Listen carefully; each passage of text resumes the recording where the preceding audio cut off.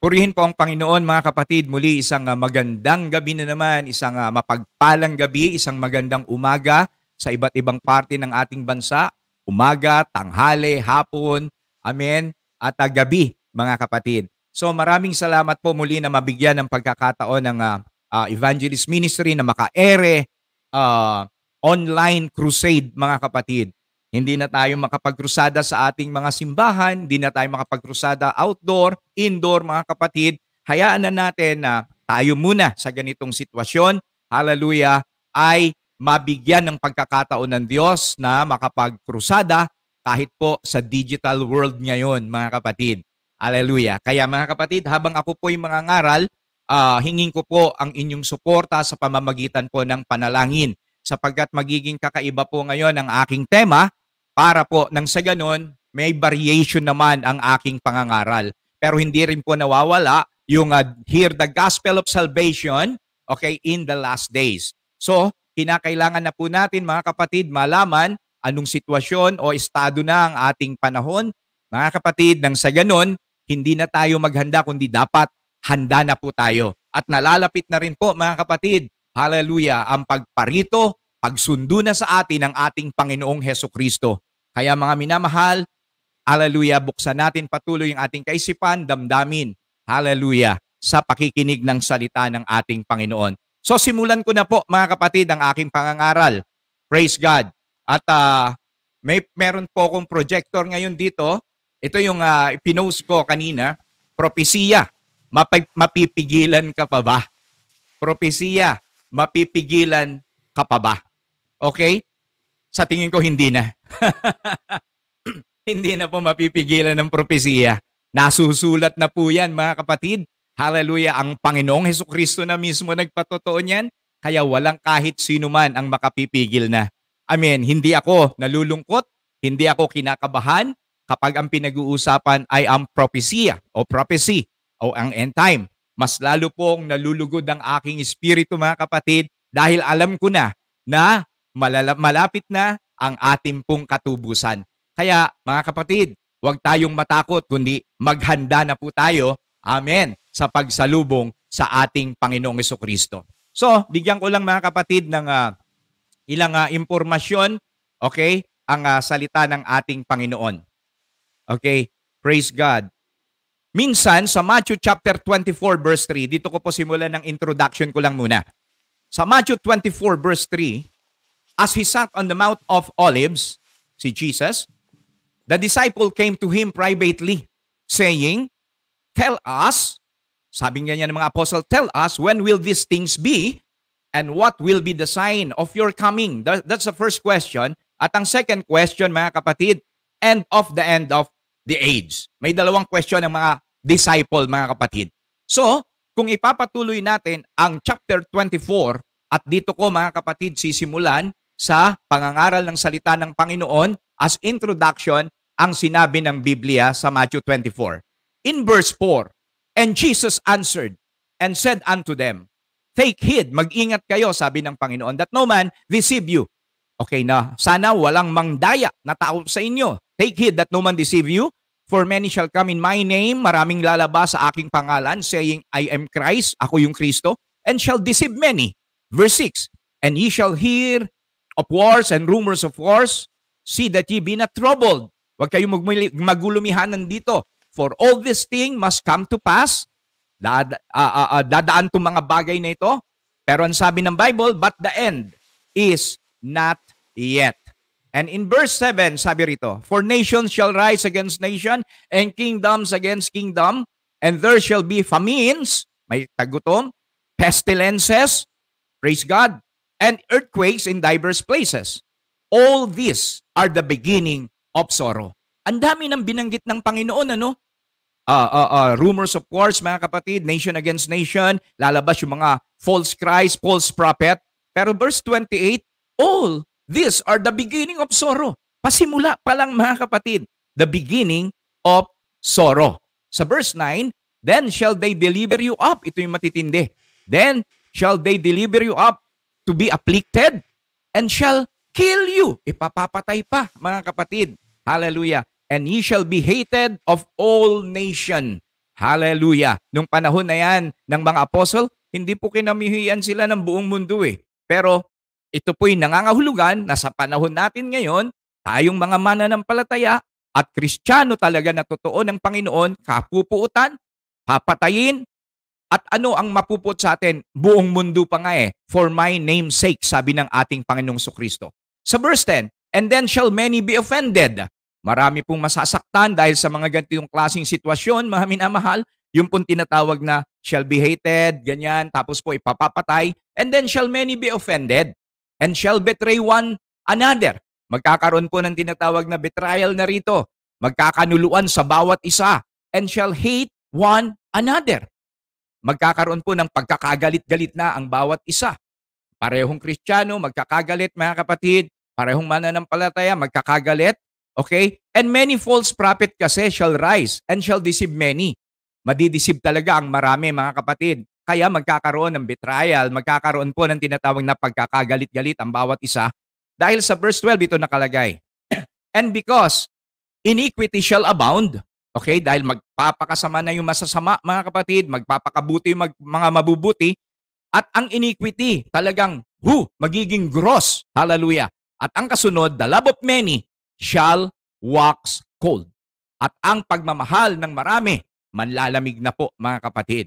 Sa 13, but he, hallelujah, but he that shall endure unto the end, the same shall be saved. Sila naman na magtitiis hanggang wakas, hallelujah, sabay-sabay tayo, siya lang ang maliligtas. Purihin ng Diyos. And this gospel of the kingdom shall be preached in all the world for a witness unto all nations, and then shall the end come. Dalawang pinatutungkulan ng mga Bible scholar dito, mga kapatid, sa verse 14.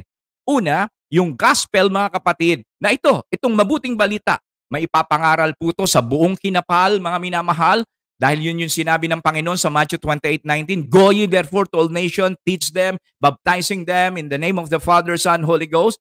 Ayan, and lo, I am with you always. So yung gospel, yung good news, may papangaral po sa buong kinapal. At ang number 2 na sinabi ng mga Bible scholar patungkol sa verse 14 na ito ay yung kingdom, no? Kung sa millennial reign ng Panginoon, may papangaral pa rin na ang kingdom age na ito, hallelujah, as a witness naman to all nations, and then shall the end come. So may dalawang ibig sabihin sa Matthew 24:14. And then mga kapatid, for then shall be great tribulation sa verse 21. For then shall be great tribulation. Wow, yung una, beginning of sorrow. Pwede rin natin sabihin na yun yung 3.5 years na pwedeng tribulation.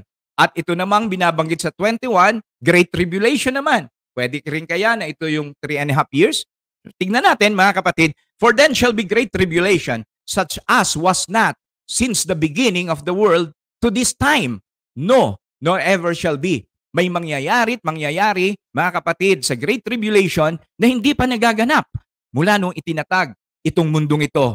Ibig sabihin, mga kapatid, wala pa tayong nakikita na kakaiba, mga minamahal. Do may mga first time, may mga history na first time, pero yung mga tinatawag na kakaiba na magiging, mamamangha na ang bawat isa sa mga mangyayari, parang hindi pa natin nakikita, babagsak ang stars, mga kapatid, magiging tubig, mga dugo na mga tubig, mga ganyan, mga minamahal. Wala pa, hindi pa natin nakikita. Pero, pwedeng sa mga susunod na panahon at araw, mangyari na rin mga kapatid. Verse 22, and except those days should be shortened, there should no flesh be saved. Maliban daw paikliin ng Panginoon ang panahon, wala pong flesh na maliligtas. Pero may kasunod yung talatang to. But for the elect's sake, alang-alang sa aking mga hinirang, elect's sake, those days shall be shortened. Praise God, talagang paiikliin nga ng ating Panginoon ang panahon. How? Paano mga kapatid? Then tignan natin mamaya sa message ng Panginoon. Then may napansin ako rito sa verse 22 na nakaguhit ng kulay pula yung elect. Hallelujah. Papaikliin ng Panginoon ang panahon for the elect's sake. Sabi niya. Pero dito sa verse 24, may nakalagay din ako na may guhit sa baba, for there shall arise false Christ and false prophet, and shall shew great signs and wonders, in so much that, if it were possible, tignan niyo mabuti, If it were possible, they shall deceive the very elect pa. Not just elect. Hindi lang mga kapatid, pinili, hinirang, kundi super pagkakahirang pa. Very elect. At anong sabi sa last days? Pwede, if possible, madideceive pa. I do believe mga kapatid, at kung sasang-ayunan nyo ako, elect is tayo po na pinili ng Panginoon. Tayo na born again. Tayo na tumanggap sa Diyos mga kapatid. Tayo mga elect ng ating Panginoon. Pero dito yung sa very elect, wow, hindi kaya parang umangat lang ng konting bahagya. Okay? Itong mga very elect, hindi ito ordinaryong inelect lang ng Panginoon sa tingin ko. Yung very elect sa last days na madideceive pa is, hindi kaya ito yung fivefold ministry mga kapatid. Hindi kaya ito yung mga apostle, yung mga prophet, mga evangelist, mga pastors, ang mga teachers. Dahil sila mga kapatid ay may kakaibang tinatawag na gawain o ministry na hindi lang basta-basta mga kapatid. So beware, ang sabi ng Panginoon, dahil sa baka, if it were possible, they shall deceive the very elect. So mga kapatid, ito yung mga talata na ating pag-aaralan. Those verses, mga kapatid, came from the mouth of our Lord Jesus Christ. Si Jesus ang nagpropesiya nito, si Jesus ang naglabas nito, narito lang po tayo para pag-aralan ngayon, hallelujah, purihin ng Diyos, kung ano-ano yung sinabi ng ating Panginoong Hesukristo. And that is why, mga kapatid, papamagatan ko ang message ngayong online crusade na ito na may pinamagatang propesiya. Mapipigilan ka ba? Mga kapatid, hallelujah. Conclusion ko ngayon pa lang, hindi kailanman, hallelujah, mapipigilan ng kahit sino ang propesiyang lumabas sa bibig mismo ng ating Panginoong Hesukristo. Lahat mawawala, lahat lilipas, mga minamahal. Pero isang kudlit at isang tuldok, hallelujah, na sinabi ng ating Panginoon ay hindi mawawala, hindi mabubura, hindi ma-alter, mga minamahal. Bakit? Kasi siya na mismo, mga minamahal, ang nagsabi ng propesiyang yan. So ngayon pa lang, ikukonclude ko, hallelujah, walang makapipigil sa propesiya ng ating Panginoong Hesukristo. Praise God. Kaya lang mga kapatid, dapat tingnan muna natin ang sitwasyon at kung ano yung mga itinuro ng ating Panginoong Hesukristo. Now, I have book, mga kapatid, may libro ko. Nung nag-aaral po kami sa eschatology, ito yung isa sa naging reference po namin. Thank you kay Paul Litan. Credit to him, mga kapatid, sa paggamit ko ng libro niya. The Interpretation of Prophecy. So mga kapatid, tunghayan muna natin. Sinabi po niya sa kanyang aklat, meron pong kinds of prophetic fulfillment. Okay? Ngayon, wag kayong mga kapatid matakot. Okay? Hindi ako mangangaral kung anong stand ko, kung ano yung mga stand. Wala. Wala po akong ganyang pangangaral ngayon. Tignan lang po natin yung Matthew 24 at patotohanan natin sa salita rin ng Diyos at sa nangyayari ngayon kung totoo nga talaga na nasa huling kapanahunan na po tayo. At kung alam na natin na sa huling kapanahunan, ano yung gagawin po natin? So as evangelists, hindi lang po to gather sa mga kapatiran o sa tao, at ganun din po, gumagather din po kami ng ideas, ng facts, mga kapatid, para po masabi namin sa tao, para makapaghanda ang tao. Si Philip na nag-iisang evangelist po sa New Testament, mga kapatid, he gather information, he gather idea. That is why, nung yung eunuch, mga kapatid, hallelujah, sakay ng kanyang karwahe, nagbabasa ng scripture, hindi maintindihan ng eunuch kung ano yung binabasa niya. And here comes now, Evangelist Philip. At dahil po nag-gather siya ng idea sa kanyang kaisipan, na-restore sa kanyang kaisipan ng salita ng Panginoon, hallelujah, nasabi niya doon sa eunuch, yung tinatawag po, hallelujah, na plano ng Panginoon, the fullness of salvation, the gospel of salvation. And that is why, through his gathering of information about salvation, anong ginawa ng eunuch? Mga kapatid, hallelujah, mapipigilan ba ng tubig na hindi ako mabautismuhan? Sabi ng eunuch. At siya ay nabautismuhan sa pangalan ng ating Panginoon. Ganun din ako sa oras na ito. Now, tingnan muna natin yung kinds of prophetic fulfillment, mga kapatid. Number 1, may tinatawag na complete fulfillment, ang Bible. Ang complete fulfillment ay halimbawa sa Isaiah chapter 7 verse 14. Therefore, the Lord himself shall give you a sign, sabi po sa Old Testament. Behold, a virgin shall conceive and bear a son and shall call his name Emmanuel. Old Testament prophecy, mga kapatid, at sumunod na prophecy sa Micah 5:2. Ang sabi sa Micah 5:2, But thou, Bethlehem Ephratah, though thou be little among the 1,000 of Judah, yet out of thee shall come forth unto me, that is to be ruler in Israel, whose going forth have been from old, from everlasting. Those two verses, mga kapatid, hallelujah, ay galing sa Old Testament. Now, titignan natin yung complete fulfillment ng mga versikulong ito. Sabi sa Matthew 21, ito yung fulfillment. Matthew 1:21, and he shall bring forth a son, and shall call his name Jesus. Hallelujah. For he shall save his people from their sin. Ito po yung isang kind ng prophetic fulfillment, complete fulfillment.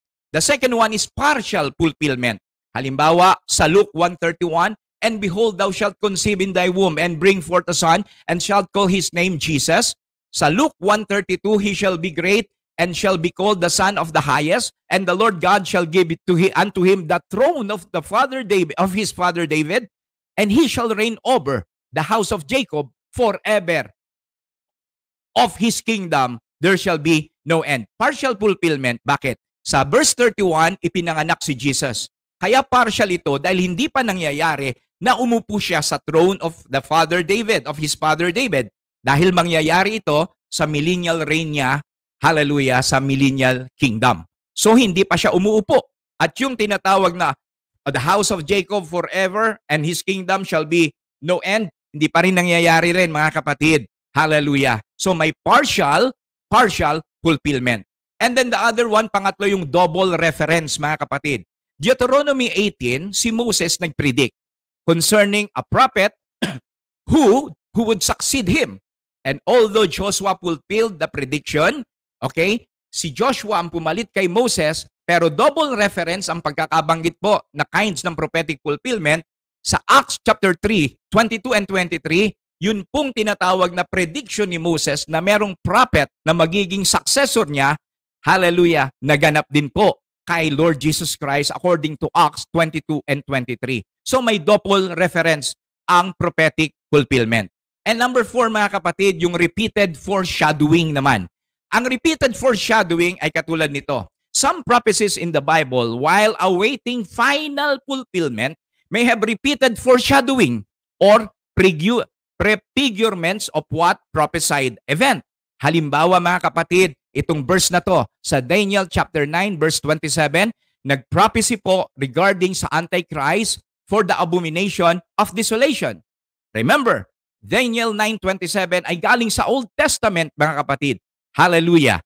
At lumabas po ngayon yung iba't ibang tao na sinabihan din na ng mga Bible scholar na, oh, ito na ata yung mga Antichrist na lalabas. Katulad po ni Nimrod, katulad po, mga kapatid, ni Antiochus Epiphanes, katulad po, mga kapatid, ni Adolf Hitler. Ito yung mga binabanggit po ng mga Bible scholar na Antichrist na lalabas. But in 1 John 2:18, sabi ng Bible, little children, it is the last time, and as you have heard that Antichrist shall come, wow, dadating pala talaga ang totoong Antichrist. Even now, are there many Antichrists, whereby we know that it is the last time. Ito yung repeated foreshadowing. Not unless mapulfilled yung pinaka-pinale na fulfillment ng prophecy, magkakaroon ng repeated foreshadowing. So sa madalit salita, pagka nag-translate tayo, mga kapatid, ng fulfillment ng mga prophecy, dapat alam natin yung apat pong ito para hindi tayo maligaw.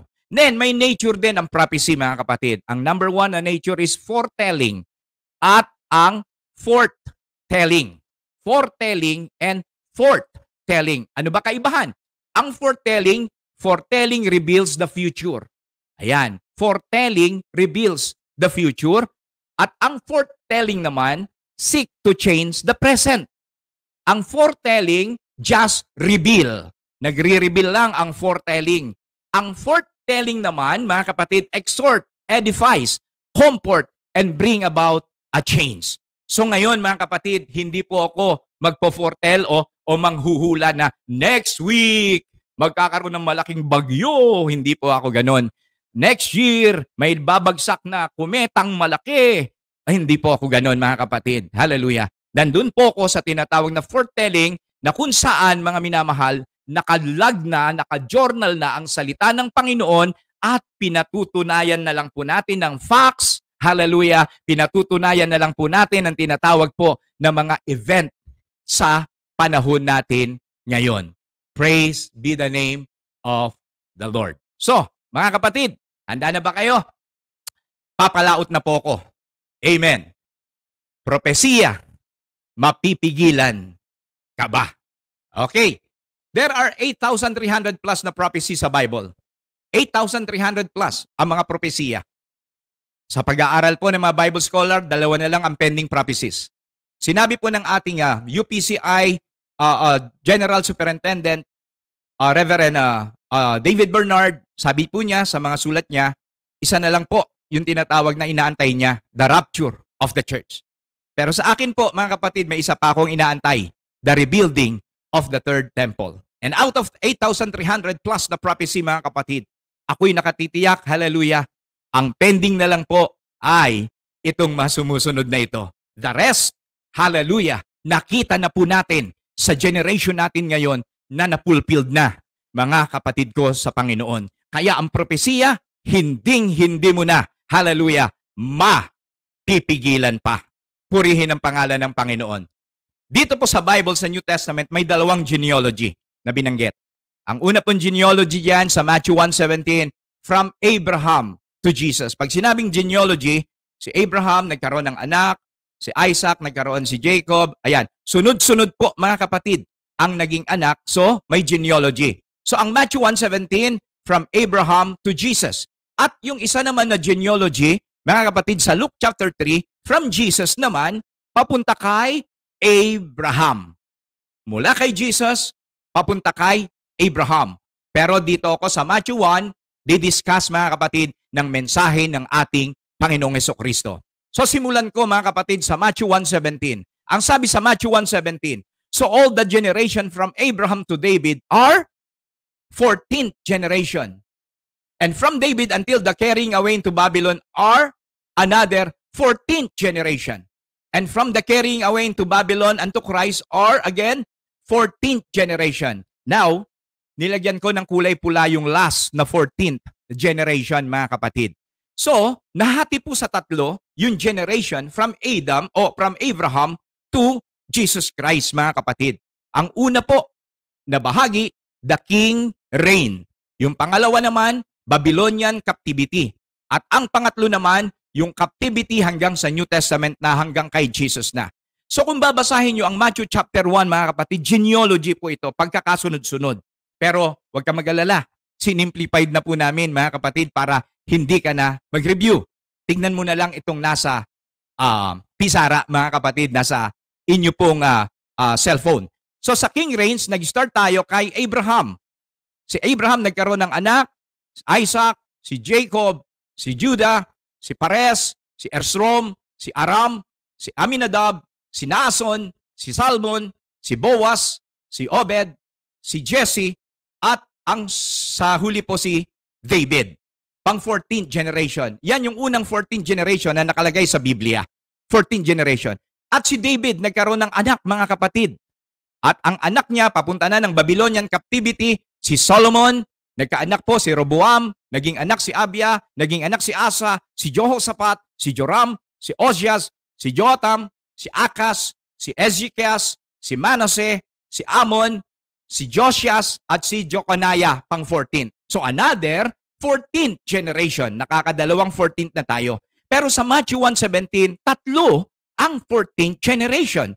Kaya si Jeconiah, nagkaroon po siya ng anak, si Salatiel, si Zorobabel, si Abiud, si Eliakim, si Azor, si Zadok, si Akim, si Eliud, si Eleazar, si Mathan, si Jacob, si Joseph, at ang pang-13 nagkaroon ng anak si Joseph, si Jesus Christ, at ang pang-14th generation, bakante.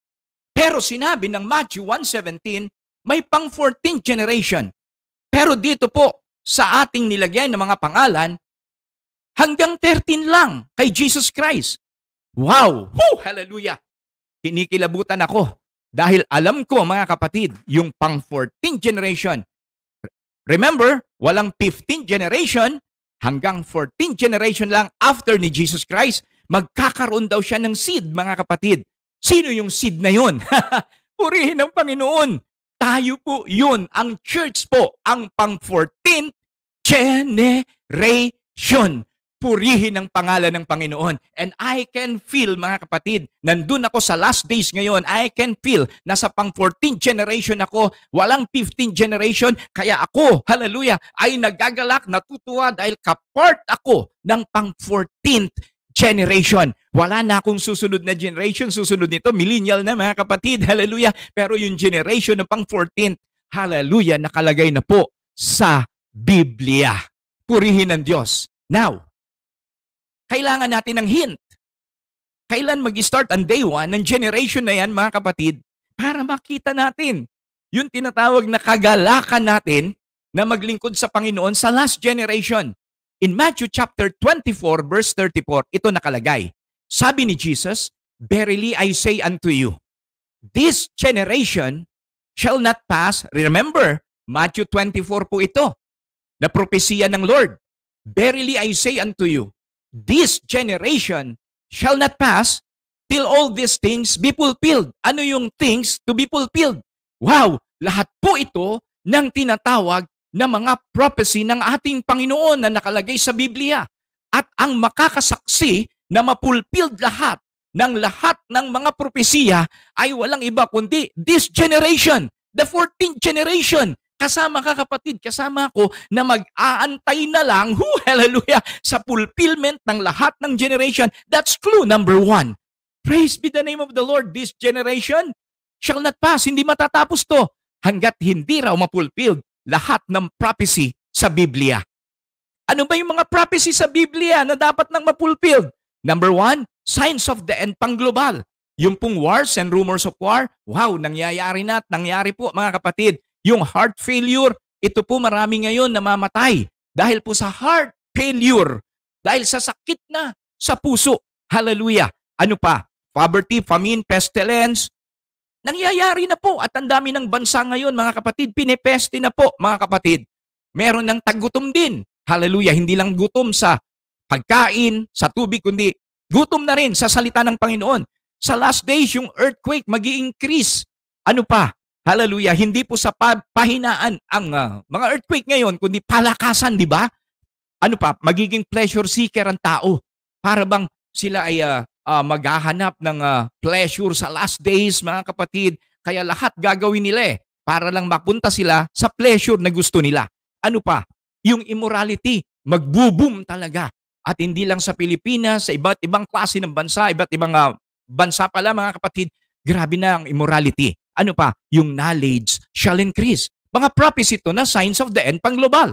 Ano pa? Signs of the end pang Israel. Yung Israel na regathered na po, tapos na. Yung Israel na regain na po nila. Tapos na rin po yan. Yung conflict of the nation, tapos na din. At ngayon may nangyayari pang kaguluhan, hallelujah, at banta sa Israel. Yun pong blood sacrifice ire-restored sa Temple Mount, nangyayari na. At yung black bear na makikita ninyo na lulusob at pupunta doon po sa tinatawag na Assyria, mga kapatid, nangyari na rin po. So may signs of the end pang Israel. Ano pa? Signs of the end pang relihiyon. Hindi nyo ba nakita, matagal ng turo ito ng United Pentecostal Church na dadating ang time, yung apostasy and worldliness, maghahari na sa iglesia. And sometimes ipasasara iglesia. Ito nangyayari na po ngayon, mga kapatid. Ano pa? Yung false Christ and cult, witchcraft, yung expansion and revival nangyayari po ngayon, purihin ng Diyos.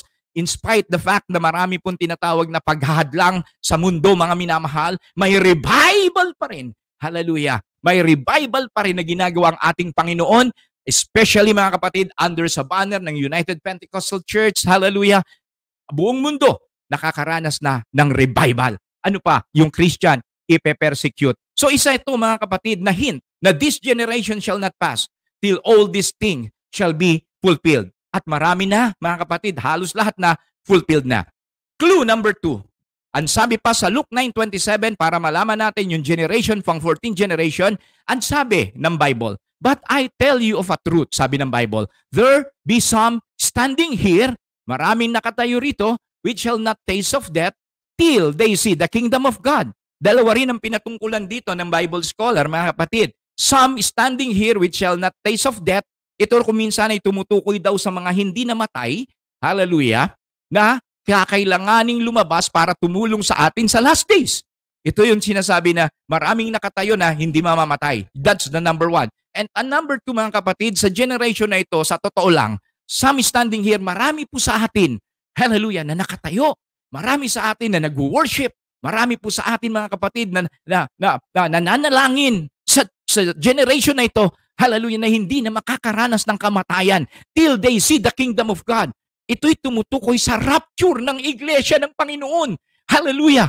Tandaan nyo, may mga simbahan, may mga tao po na nagsabing tapos na raw po ang rapture, mga kapatid. Hindi pa po, mga kapatid. Hallelujah! Dahil sabi ng Bible, sa last generation na ito, maraming nakatayo. Hallelujah! Bigla na lang mawawala. Bakit? Sila po ay dinagit na ng ating Panginoon. Clue number 2, hallelujah, tungkol sa generation, 14th generation, sa last generation na binabanggit ng Biblia. So maaawat ba ang mga propesiya? Hindi na po maaawat. Galing na po sa ating Panginoon ang patotoo, hallelujah, na magkakaroon na ng kaganapan.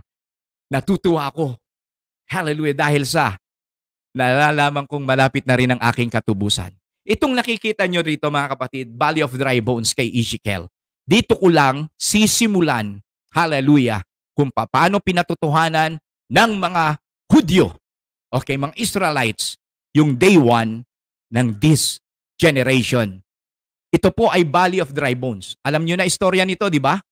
Si Ezekiel, sa verse 37:11, sinimulan ko yan sa taas, pero ito na ang basahin ko.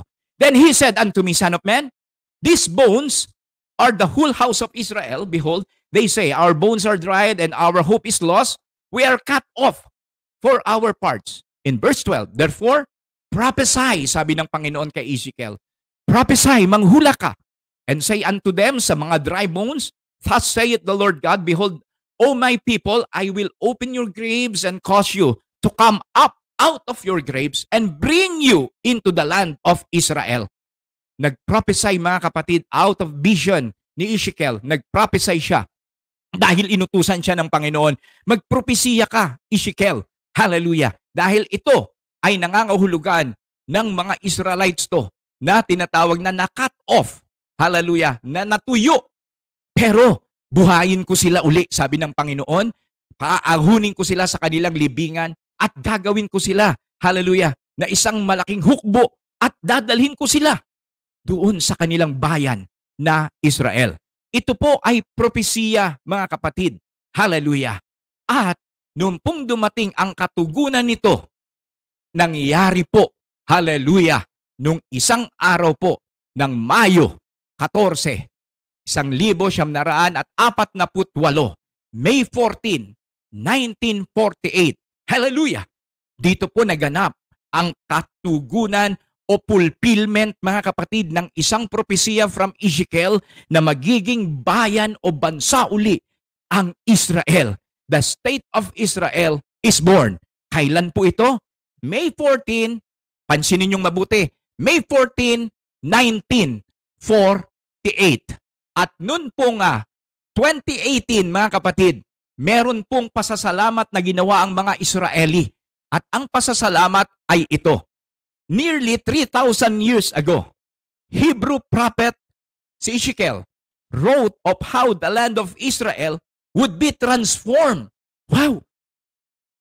2018, 1948, pagdating ng 2018, nagpasalamat sila na may fulfillment na nangyari from Ezekiel's prophecy.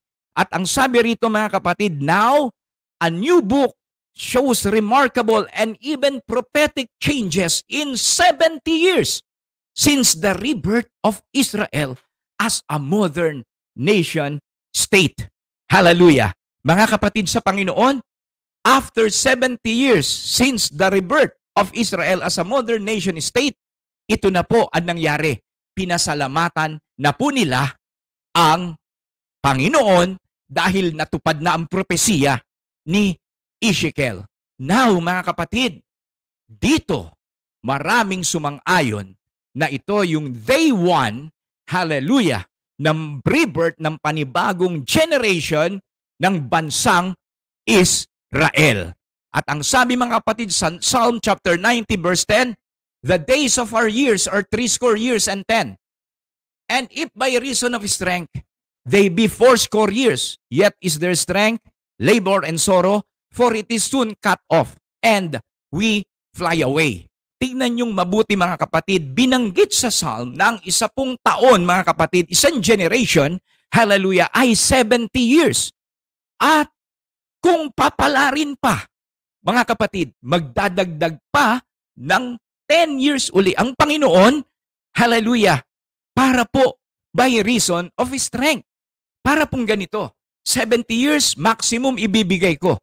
Pero kung hindi pa natupad yung gusto kong mangyari sa iyo, magbibigay pa ako ng biyaya. Parang ganun, mag-a-add pa ako ng 10 years, ang sabi po ng Biblia. Yet is their strength, labor, sabi rito, and sorrow, for it is soon cut off, and we fly away. Pero hanggang doon na lang ang maximum na ibibigay na taon o generation ng Panginoon. Soon, cut off, and we fly away. Simple computation lang mga kapatid. Binanggit sa Matthew 1 na meron pong 3 na 14th generation. Computation lang to. Natapos po ang pangatlo na 13th generation o 14th generation pero kulang ng isa hanggang kay Jesus lang. So, nangangahulugan mga kapatid at sangayunan niyo ko ang pang 14th generation. Ito po yung last generation, hallelujah, na wala ng pang 15th generation. Now, ang clue sa 14th generation na yan, kailan nagsimula? Ayon po sa Israel, naging bansa sila noong 1948. At nagpasalamat po sila. Hallelujah. Dahil yun yung first day o day 1 ng rebirth ng new nation ng Israel. Simple computation mga kapatid. Noong 1948, ang Israel naging nation. Nagpasalamat po sila pagdating ng 2018. Bakit? Kasi pumasok yung 70 years na generation according to Psalm 90 verse 10. Kaya pagdating ng 2018, wow, nagpasalamat sila at ang sabi, salamat, isang generation na kami na kung saan binless na sila ng ating Panginoong Hesukristo. Now, 2018 ay naging controversial noon mga kapatid. Dahil sa computation na ito, ang sabi po ng iba, bakit hindi nag-rapture ng 2018? No one knows mga kapatid. Hallelujah. And even the angel, hindi ka dapat maglagay ng numero ng date sa pagparito ng Panginoon. Yung 2018 mga kapatid ay isang pagpapalawak lamang ng pagpapala ng Diyos sa bayang Israel. At kung ikaw mga kapatid, magiging thankful ka, makikita mo na, wow, 2018, 70 years pala, ang nagugol na ng bayang Israel. So sa Psalm chapter 90 verse 10, mayroong binanggit na ang isang generation ay 70 years. Kaya nung year 2018, nagpasalamat po sila sa Panginoon. Tignan yung mabuti mga kapatid, hindi nag-rapture, di ba? Okay lang, salamat sa Panginoon. Kung yun yung sinasabi ng iba. Pero ang nangyari mga kapatid, bakit kaya walang nangyaring rapture nung 2018? Hallelujah. By reason of strength, ang sabi ng Bible mga kapatid, pwedeng magdagdag ang Lord ng another 10 years, mga kapatid. Bakit kaya? By reason of strength, mga kapatid. Maaari. Noong 2018 hanggang sa panahon natin ngayon, meron pang gustong misyon ng Diyos sa bawat isa sa atin. Maaring ang Lord naghanap pa ng tinatawag na pwede nating magawa pa sa Panginoon. And I tell you, ang ating paglilingkod, mga kapatid, ay hindi natatapos. Hanggat hindi dumadating ang ating Panginoon, I tell you, dapat maglingkod tayo, dapat kumilos tayo, dapat gumawa tayo sa ubasan, dapat huwag tayong mapagod, dapat huwag tayong manghimagod mga kapatid. Hallelujah, dahil hindi pa po pumaparito ang ating Panginoon. Simple computation, hallelujah. Ngayon mga kapatid, kung idadagdag natin nung 2018 na nagpasalamat sila at nabuo ang 70 years, and by reason of strength, nagdagdag uli ng 10 years ang Panginoon mga kapatid, lalabas na 2028 the maximum of isang generation. 2028. At anong year na po tayo ngayon? 2021. 2021, i-minus natin sa 2018, ilan na lang ang taon na inihintay para maging 2028? 7 taon na lang. Hindi ko po sinasabi mga kapatid na by 2028 magra-rapture. No one knows. Pero ang binabanggit ko lang po ngayon dito is the computation of the maximum generation, hallelujah, na nag-start noong 1948 mga kapatid, at nagdagdag pa ng 10 taon uli ang Panginoon, papatak na ang maximum generation ay 2028. Hindi ko sinasabing after 2028, wala na pong generation pa, mga araw, mga taon, hindi po. Pero sa computation na ito, 2028, i-minus mo yung taon natin ngayon, 2021, 7 years ang inaantay po, hallelujah, para mag-2028. May binanggit kanina sa book of Matthew 24, may beginning of sorrow. Hindi kaya ito yung 3.5 years? At meron ding tinatawag na Great Tribulation. Hindi kaya ito yung 3.5 years? Mangyari mga kapatid, what if? Hallelujah. What if yung 7 years na yan mga kapatid ay sabihin na natin may kaganapan na mangyayari. At kung yung 7 years na yan mga kapatid ibigay sa atin ng mga Kristiyano na parang limitadong pamumuhay natin, ano ang ihahanda mong spiritual na buhay? Ano ang ihahanda mong pagkatao within 7 years sa ating Panginoong Hesukristo? What if mga kapatid, hindi pa dumating ang 7 years, mag-rapture na? What if hindi pa dumating ang 7 years, yung Great Tribulation, maranasan na? What if, and I'm not conclusive with this mga kapatid, what if lang? What if within 7 years, hallelujah, ibigay na yung tinatawag na matitinding pagsubok sa atin mga Kristiyano? Ano ang gagawin nating preparasyon? But I tell you the truth mga kapatid, once again, walang makakapigil ng propesiya. Mangyayari't mangyayari ang propesiya. Hallelujah. Pero isa lang ang alam ko, kahit mangyari lahat yan, maganap lahat yan, maalam ko may Diyos pa rin na tapat sa kanyang salita, nahahawak sa ating pananampalataya, nahahawak sa ating mga katawan, spirito, kaluluwa mga kapatid. May isang Diyos pa rin na tapat magpapagaling sa ating mga karamdaman during those years mga kapatid, at meron po talagang gagawin na plano ang Panginoon, hallelujah, na para tayo po ay kanyang bakuran ng kanyang pag-ibig, pagmamahal, kapangyarihan habang dumadaan tayo sa mga mapighating kapanahunan mga minamahal. Ngayon, nakakaranas na po tayo mga kapatid, hallelujah, na parang sinasakal po tayo ng panahon, hallelujah, hindi lang to ang mararanasan natin. May mga mas matitindi pa na sinabi sa Matthew 24. Marami pong matitindi na magiging pagsubok tayo ng mga Kristiyano. Ito ang panahon, ito yung last generation, ito yung last event na mga mangyayari mga kapatid, hallelujah, na dapat hindi ka naghahanda, kundi dapat handa ka na. Oh, hallelujah, handa ka na. At ang mga propesiya ay hindi mo dapat katakutan. Ito ay dapat na ikatuwa mo pa. Dahil totoo ang Diyos. Pag sinabi niya, hindi siya nagbibiro. Pag sinabi niya, ginagawa niya. At tali siya sa kanyang salita. Kung meron pong mangyayaring kaganapan na masasama dito sa sanlibutan, isang bagay lang, may Goshen po tayo. May Diyos tayo. May kapangyarihan tayo. May Jesus tayo na magpoprotekta sa bawat pangangailangan. Hallelujah! Ng kanyang mga anak. Praise God. I don't want to be conclusive with these 7 years. Pero ang Psalm chapter 19 verse 10, nagbigay na ng maximum. Bakit kaya?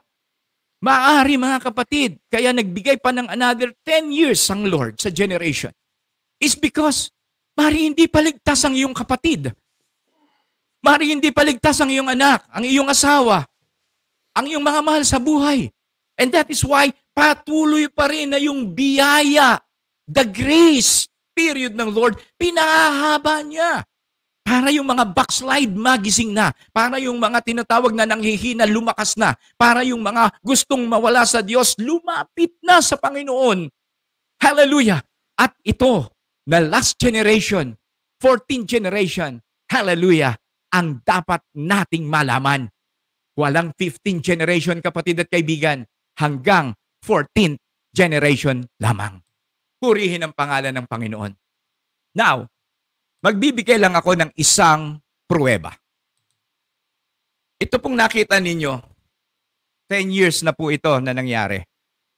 Noong March 11, 2011, nangyari yung isa sa pinakamatinding earthquake na nangyari sa Japan. Sabi po rito mga kapatid, the most powerful earthquake ever recorded to hit the country, Japan. Ilang magnitude? According to the Atlantic News mga kapatid, 9.0 magnitude. Lakas, 9.0.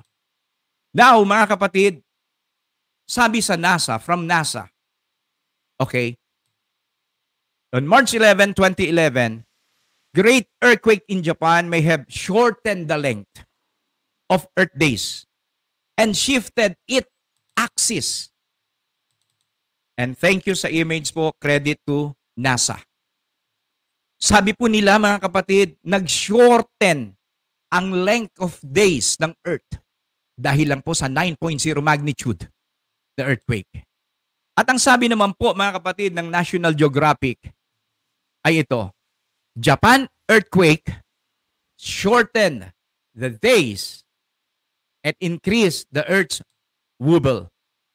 The magnitude 9.0 earthquake, sabi rito, that struck Japan last Friday, ito po noong 2011, was powerful enough to shorten Earth's day by 1.8 microsecond, sabi ng mga scientists. Dahil sa 9.0 na earthquake, mga kapatid, nag-evolve ang mundo. Parang bumilis ang ikot ng mundo ng 1.8 microsecond. Dahil sa, tandaan mo 9.0 magnitude. Kahapon, kahit ikaw pwede kang magbukas dahil public domain din po ang USGS, pwede kang magbukas at pwede kang magtanong. At nagtanong ako kahapon, mga kapatid, sa USGS, ilan ang nangyaring earthquake sa buong araw na yun. At sumagot ang USGS, ilan? 45 po na earthquake ang nangyari sa loob lamang ng isang araw. Sa buong mundo, mga kapatid. 45 na earthquake. At yung bawat earthquake sa iba't ibang bansa, Alaska, Indonesia, Puerto Rico, Idaho, Panama, at marami pa po mga kapatid. Lahat yan may kanya-kanyang bigat o magnitude. At ang bigat na magnitude, iba-iba. May 2.5, 4.4 to 5.2 mga kapatid. At meron pang malakas na 6.4 sa Chile. So kahapon, pag pinagsama-sama ko ang lakas ng lindol na nangyari sa buong mundo, mga kapatid, na na-record ng USGS, umabot halos ng 60 plus na magnitude. 60 ha? Ngayon mga kapatid, sa Japan na umikot ng 1.8 microsecond, ang mundo umikot ng 1.8 microsecond because of that 9.0 mga kapatid na magnitude. Kahapon, 60 plus na magnitude. Anong ibig sabihin nito? Ibig sabihin nito, mas bumilis ang ikot, mga kapatid. Hallelujah. Ng mundo. Kaya hindi natin napapansin, Deber na ngayon. Next week, mga kapatid. October, November, December. Wow! Hindi mo napapansin yung biglang bilis ng panahon. Di po ba? Ito yung sinabi ng book of Matthew, mga kapatid. And except those days should be shortened, there should no flesh be saved. But for the elect's sake, alang-alang sa'yo, hallelujah. But for the elect's sake, those days shall be shortened. Talagang papaikliin ng Panginoon ang panahon, hallelujah. Para lang po, wow, may maligtas na elect ang ating Panginoon sa last days, mga kapatid. Kaya tayo po, mga minamahal, ay wag nang tawag dito, kuya-kuya-kuy sa ating mga pananampalataya. Wag na po tayo, mga kapatid, hallelujah, na para mang manlamig sa ating pananampalataya. Hallelujah, totoo at tapat ang Panginoon na sinabi niyang papaikliin niya ang panahon, hallelujah, for the elect's sake, mga kapatid. Purihin ang pangalan ng ating Panginoon. Hallelujah. Saan ka nakakita, mga kapatid? Ang daming panahon, pero ngayon lang yung panahon na ito na nalaman ko, na nalaman mo. Hallelujah. At dahil po sa media na binabanggit ko rin, mga kapatid, nakatulong po ito para malaman natin na talagang pinaiiksi na ng Panginoon ang panahon. My God, kung pinaiiksi na, paano yung kapatid mo na wala pa sa Panginoon kung pinaiiksi na? Paano yung nanay mo na may sakit, may COVID na nasa hospital ngayon? Kung pinaikli na yung panahon, paano mga kapatid, yung mga kapatiran, hallelujah, na nagbabackslide, na nawawala na sa Panginoon? Hallelujah, mga pastor, mga evangelist, ito dapat ang ating gawin. Sabihan natin sila na maikli na lang ang panahon sa 14th generation, itong generation na ito, pinaikli na ng Panginoon. Hallelujah, nang sa ganun may maligtas pa. May maligtas pa. Oh, hallelujah. Hindi na biro-biro yung natatanggap po namin ngayon. Salvation sa family nito, salvation sa family nito, salvation sa family nito. Paano tayo makakapunta? Restricted. May restriction na tayo. Mga kapatid, i-share na natin ang pure gospel to the whole world. I-share na natin na merong crusade online. I-share na natin na ang Diyos tumutugon kahit online. Hallelujah. Nasaan Diyos nagmamahal kahit online. Hindi siya nandito sa amin. Nandyan din siya sa inyo dahil God is everywhere. Kung saan kami nandyan din siya. A matter of faith lang, pananampalataya, mga kapatid, dahil ako dito po, nananampalataya ako na may Diyos nakikilos sa inyo. At ganun din kung mananampalataya ka. Same God. Hallelujah, ang kikilos na makapangyarihan sa ating buhay. Purihin ang pangalan ng Panginoon. Dito po sa CN News na to, may isa pong pastor tayo. The Christian pastor died for 45 minutes, di ba? At siya po'y naimbitahan sa isang platform, sa isang podium. Pero hindi ordinaryong podium, mga kapatid, kundi sa podium ng United Nation. Naimbitahan siya to testify the goodness of God. Nagpaunlak siya, mga kapatid. Ang ating pastor na ito, sinabi niya kung papaano for 45 minutes, patay na siya, nirevive siya, mga kapatid, hallelujah. At nagnamangha ang mga doktor. Dahil kakaiba yung ginawa po sa kanya na mas, ibig sabihin, kung 5 pag CPR lang o pag, ang tawag doon, yung revive. Sa kanya iba, hinigitan pa para lang mabuhay siya. So, it's beyond the control of man na nangyari. Pero mga kapatid, nagsalita siya sa podium ng United Nations na siya po, hallelujah, ay pinagaling ng ating Panginoong Diyos, mga minamahal. Pero hindi din ako namangha doon, isa yun sa kinamangha ko. Pero ang pangalawang kinamangha ko, mga kapatid, alam niyo kung bakit? Hindi siya napigilan na mabanggit niya sa huling salita niya ang Acts chapter 2 verse 38. And repent, be baptized each and every one of you in the name of the Lord Jesus Christ for the remission of your sin, and you shall receive the gift of the Holy Ghost. Mga kapatid, nasabi niya yon sa huling salita niya sa United Nation. Mga kapatid, ano ba ang United Nation? Sino ba ang nakakapakinig sa United Nation?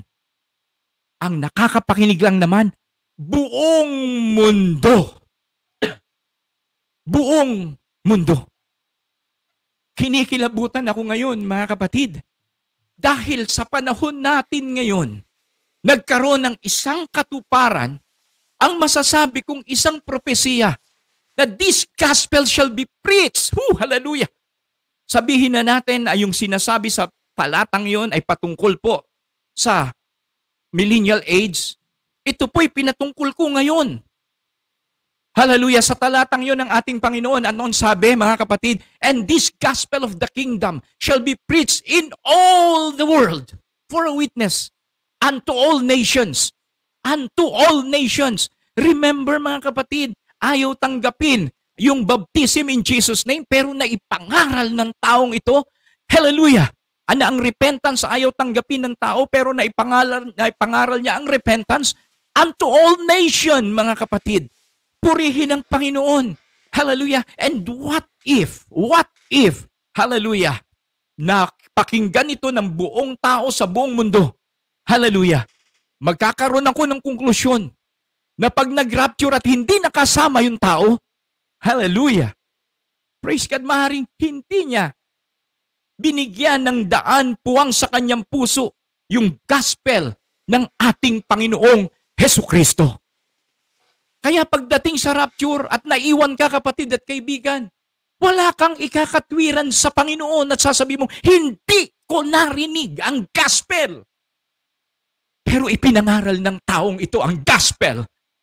Hindi natin may kakatwiran na, Lord, ba't mo ko parurusahan at mapupunta ako sa impyerno? Hindi ko narinig ang gospel. Kaya nga may pure gospel to the whole world. Kaya nga may Lee Stone King na nangaral sa United Nations, mga kapatid, para wala na tayong ikatwiran sa ating Panginoong Hesukristo.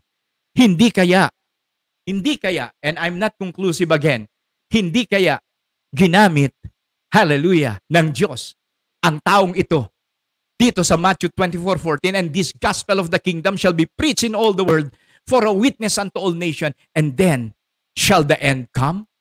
Hindi kaya, mga kapatid? But anyways, hindi ko man alam. Alam ko po, mga kapatid, sa aking puso't isip, natupad na, hallelujah, ang propesiyang ito ng ating Panginoong Hesukristo. Kaya pinipigilan na ni Satanas na wag tayong pumunta sa church para wag natin marinig pa yung good news of salvation ng Panginoon.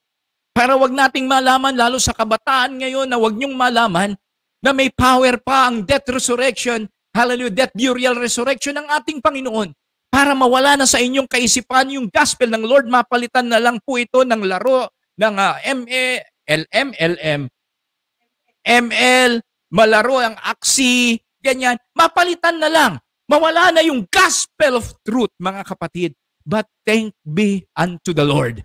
Hallelujah. Hindi maaawat ang propesiya ng ating Panginoon. Magpapatuloy at magpapatuloy po ito hanggang sa pagbabalik na ng ating Panginoong Hesukristo. Malapit na po akong matapos, mga kapatid. Pero may isa pa akong napansin dito. May napansin ako dito, mga kapatid.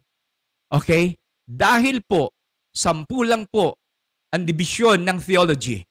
Pero dito may napansin ako na sinang-ayunan na po nila Chuck Missler bago siya mamatay, yung pong isa sa theology, yung Israelology, the study about the times and events of Israel. Oo nga naman, dahil ang laman ng Biblia ay pang-Israel. Amen. At ito ang isang laman sa Biblia, mga kapatid. Hallelujah. Makinig kang mabuti. Dito ko natatapusin ang mensahe. Noong pong 2013, sa Breaking Israel News, mga kapatid, nag-conduct na ng first ever Bible study sa resident po ni dating Prime Minister Benjamin Netanyahu. First ever Bible study. Wow! At noong pong 2015, nagkaroon ng poll. After 2013, 14, 15, nagkaroon ng poll, survey. And most of Israeli now own a Bible. And they now revere the Word of God. Remember, ang binabasa lang nila dati, mga kapatid, ay Torah, the 5 books of Moses. Pero pagdating ng 2013, 2015, meron na po, hallelujah, sa survey na nagbabasa na ng Biblia sa Israel. At pagdating po, mga kapatid, ng 2018, praise God, pagdating ng 2018, yung Neset Bible Study, pinagsama niya na po ang Jew at saka yung Christian para magkaroon ng Bible study at mapag-aralan ng Biblia. A first-time Bible study in Israel is being called a fulfillment of Scripture in an historic move, sabi po rito. Christian joined Israeli Jews this week, sabing ganon, in the Neset to study the Word of God. And many believe it's a significant step toward unity patungkol sa Bible. Mapipigilan ba ang propesiya? Hindi po. Ituloy po natin. At nung nag-aral na sila ng Biblia, ito na ang lumabas. Have you heard that Israeli leaders are urging Jews to read through the entire Bible, verse by verse, chapter by chapter. Amazing, ang sabi po. Wow! Binasa na nila at nagbabasa na sila ng Bible, books by books, chapter by chapter, verse by verse, mga kapatid. What if mabasa uli nila ang Deuteronomy 6:4, Hear ye, O Israel. Hallelujah. The Lord our God is one Lord. What if ngayon mag-sink in na sa kanilang isip na si Elohim, si Jehovah, si Adonai, si Yahweh, hallelujah, si El Elyon, mga kapatid, the great I am, ay walang iba kundi si Jesus. What if mabasa nila? Hallelujah. Magkakaroon ng great revival, mga kapatid, sa kaligtasan ng mga Hudyo. Hallelujah. Ang sabi ng Bible ay ganito, bigyan ko lang ng pagkakataon, kayo na mag-isip. Sa 1 Thessalonians 4:5, ito nakalagay. Not in the lust of concupiscence, even as the Gentile which know not God. Ito ang totoong nature ng hentil. Hindi talaga kilala ng mga Gentile ang Diyos. Though sa Old Testament time, may mga prophecy na magkakaroon ng liwanag sa hentil, mga kapatid, na magkakaroon ng tinatawag na salvation din sa Gentile sa Old Testament time. Pero ang totoong nature talaga ng Gentile, hindi talaga natin kilala ang Diyos. Kung may kilala tayong Diyos, tayo na lang ng Pilipino, si Bathala, pero hindi natin alam kung sino si Bathala. Tayong mga Pinoy, pagka may lumabas na araw na buwan, sinasamba natin. Dahil po, mga kapatid, yan yung nagbibigay ng sustina o masustansya na inaani. Ganyan, totoo ang Pinoy, ang Gentile, mga kapatid, noong araw pa. Yung wala pang ipinapakilalang relihiyon, mga kapatid. Ito, ang Gentile, hindi talaga natin kilala ang Diyos. Ano ba ang mga Hudyo? Ye worship you know not what? We know what we worship, sabi ni Jesus. For salvation is of the Jews. Sa totoo lang, ang kaligtasan ay para sa mga Hudyo lamang. Now, anong significant evangelist na nag-aaral na sila ng Biblia? Sasagutin ko mamaya. Ang sabi sa John 5:43 ay ito, I come in my Father's name, and ye receive me not, sabi ni Jesus. If another shall come in his own name, him ye will receive, patungkol sa Antichrist. So si Jesus, mga kapatid, nagpunta sa kanyang sariling bayan, hindi siya tinanggap. Hallelujah. Pero ang kaligtasan sa Hudyo lang, supposed to be sa Jew lang, mga kapatid, sa Hudyo. Pero ganun pa man, nagpunta siya sa Hudyo sa kanyang bayan. Pero hindi siya tinanggap ng kanyang bayan. I say then, sabi ng Romans 11:11, have they stumbled that they should fall? God forbid. But rather, through their fall, dahil sa hindi nila pagtanggap kay Jesus, mga kapatid, salvation, hallelujah, salvation is come unto the Gentile. Wow, natupad ang hula sa Old Testament na magsa-shine din sa atin ang kaligtasan ng Panginoon sa Gentile. Salvation is come unto the Gentile. Para ano? For to provoke them, ang mga Israelites, to jealousy. Sabi ng Lord, pagseselosin ko yung bayan ko na pinuntahan ko na hindi ako tinanggap. Hallelujah, pagseselosin ko, bubulagin ko sila at ililipat ko, hallelujah, ililipat ko ang kaligtasan sa mga hentil o sa mga Gentile. At kung pakiramdam mo, hallelujah, by nature, pakiramdam mo, Gentile ka, maghalak ka na ngayon, mga kapatid. Hallelujah, dahil nagbigay na ng garantiya, kasiguraduhan, na kaligtasan ng Panginoon sa atin na mga Gentile. By faith, mga kapatid, sa pamamagitan ng biyaya, sa pamamagitan ng tinatawag na pananampalataya, hallelujah, naging pantay-pantay na tayo. By spiritually, pantay-pantay na tayo, mga kapatid. Hallelujah, nalipi na po ni Abraham. Dahil sa pinangako ng Panginoon, nag-prophesy siya sa Old Testament hallelujah, na magpapakita po ng kaligtasan, magsa-shine ng Lord sa mga Gentile. At ito na po yung ginagawa ng Diyos sa last generation. Hallelujah, na gumagamit na siya ng mga preachers, ng mga pastor, mga evangelists, mga Facebook na ito mga kapatid, pure gospel to the whole world, para malaman po natin ang ikakasaya ng ating espiritu na may kasiguraduhan. Hallelujah, naligtas tayo ng mga hintil na nasasamba sa Panginoon, natatanggap sa Panginoon, na magsisisi, magpapabautismo sa tubig sa pangalan niya at makakatanggap ng banal na espiritu. Yes, an assurance of salvation. Hallelujah. Praise God. Pero hindi natapos dyan, mga kapatid. Sabi sa Romans 11:25, ito na. Ito na mga kapatid kung ba't nagbabasa na ng Biblia ang mga Hudyo.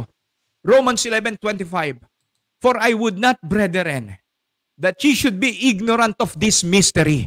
May misteryo na gustong ihayag si Apostol Pablo. Lest ye should be wise in your own conceit. Baka magyabang ka. That blindness in part is happened to Israel. Binulag ng Panginoon ang Israel. Ikinlose ng Lord ang salvation sa Israel. Hallelujah! Until the fullness of the Gentiles be come in, hanggang sa mapuno na ang bilang ng mga hintil, mga kapatid. Then mangyayari na bago po, hallelujah, mapuno ang bilang ng Gentile. Ibig sabihin mga kapatid, mapuno ang bilang, fullness mga kapatid. Ang sabi po rito, fullness means repletion or completion ng Gentile. Bago mapuno, hallelujah, ang bilang natin ng mga Gentile na gustong isave ng Panginoon, ibabalik unti-unti ng Lord ang salvation, kaligtasan sa mga Hudyo. Kaya, and so, all Israel shall be saved. As it is written, there shall come out of Zion the deliverer, and shall turn away ungodliness from Jacob. Hindi mo ba napapansin na kahit po, mga kapatid, masasabi po natin na may pandemya, pero grabe ang revival. Sunod-sunod ang baptism na ipinopost ng ating mga pastor. Dahil hindi mapipigilan ng propesiya na pupunuin ng Lord ang Gentile, ang numero ng Hintil. At habang napupuno na ang Gentile world, mga kapatid, unti-unti na po, hallelujah, ang transition, ibinabalik na ng Panginoon ang kaligtasan sa mga Hudyo. At ngayon, hallelujah, ramdam na natin, nakakakilabot, nagbabasa na sila ng Biblia. What if mabasa nila, repent and be baptized each and every one of you in the name of the Lord Jesus Christ for the remission of your sin, and ye shall receive the gift of the Holy Ghost. What if mabasa nila, hallelujah, I and my Father are one. What if mabasa nila, he that believeth and is baptized shall be saved, but he that believeth not shall be damned. Halimbawa, mabasa nila lahat ng pinangako ng Panginoon at angkinin na nila, mga kapatid, at totally ibalik na uli nila ang kanilang pananampalataya sa ating Panginoong Jesucristo, mapuno ang Gentile, hallelujah, at ang bilang ng Hudyo, then rapture will take place. Woo! Hallelujah! Mapipigilan ba ng tao ang propesiya? Hindi, mga kapatid. Si Jesus ang nagsabi niyan, si Jesus din ang magpupulpil niyan. Si Jesus, mga kapatid, ang nagsabi niyan, hindi mawawala ang salita ng ating Panginoon. Nasa sayo na lang, kapatid at kaibigan, kung paano ka maniniwala sa salita ng ating Panginoon. Pero salamat, may pure gospel to the whole world. Salamat, may online crusade, mga kapatid, na patuloy nagpapaalala sa atin na ang propesiya kailanman wag natin baliwalain. Wag natin sabihing malayo pa yan, malayo pa yan, malayo pa yan. 14th generation, at ipinakita na ng Panginoon sa Matthew 24 ang lahat, mga kapatid, hallelujah, ng mga senyales. Kung aalis ka sa Panginoon, ang dami na po na kapatid nating Muslim na ko-convert na sa pananampalataya. Isa ka lang na aalis sa Panginoon, 1,000 na mga kapatid natin, hallelujah, ang nako-convert na. Idagdag pa natin, mga kapatid, aalis ka sa Panginoon, Pero medyo GenCon na 2019 na nangyari. Dito lang po sa Metro Manila, halos 42,000 ang worshiper na umaten sa Marikina Sports Complex. Pagpapatunay lang yan mga kapatid, hallelujah, na may revival pa na nangyayari. Hallelujah, kahit sa gitna ng pandemic, sa gitna ng krisis na ito mga kapatid, anumang gawin ni Satanas na pagpipigil sa salita ng Panginoon, hindi niya mapipigilan the death, burial, and resurrection of our Lord Jesus Christ. Hindi niya mapipigilan na kung ikaw ay magsisisi, tatanggap ka sa Panginoon, mababautismoan ka sa tubig sa pangalan ni Jesucristo at makakatanggap ka ng banal na Espiritu, hindi mo may kakailangan pagdating ng rapture, isa ka sa makakasama mga kapatid. Hallelujah, dahil ganon ang ating Panginoon. Naglabas man siya ng maraming propesiya, pero unti-unti niya na pinupulpil po ito. At narito na tayo sa last generation mga kapatid. At sa last generation, magsabi ka na ng tinatawag na matitinding problema mo. May revival sa problema natin na gagawin ng ating Panginoon. Magsabi ka na ng matindi mong karamdaman sa sakit. Sa last days, may matinding revival na kagalingan na ibibigay ang Diyos mga kapatid. Magsabi ka na ng tinatawag po na panghihina mo. May matinding revival spiritual ngayon. Hallelujah! Na gagawin ng ating Panginoong Hesukristo. Mapipigilan ba ang propesiya? Hindi, mga minamahal at kapatid ko sa Panginoon.